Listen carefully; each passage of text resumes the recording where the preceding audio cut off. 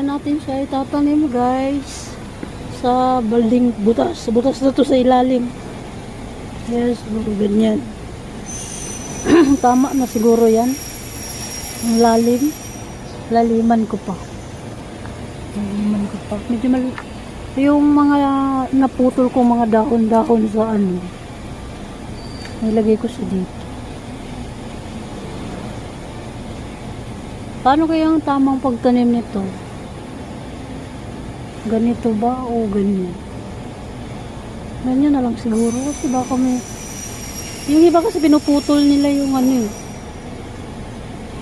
yung mata. Na-experience ko kasi yon.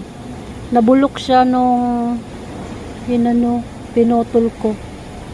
Kaya ganyan na lang yung gagawin ko. O, diba? Pag tumubo, di okay. Kasi first time ko lang ayan. First time ko kasi magtanim.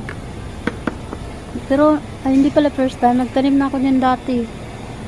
Pero dahil maliit yung space, nawala din. Tapos yung kanina may tinanim na ako dito, guys. Ayan.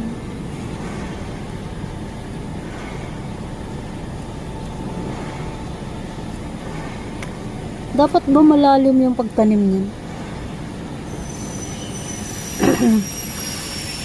Or ganyan lang?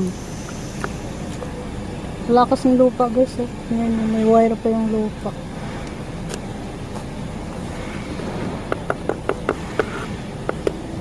Meron na ako dito eh. Ayan o. Laki na. Ganyan din siya.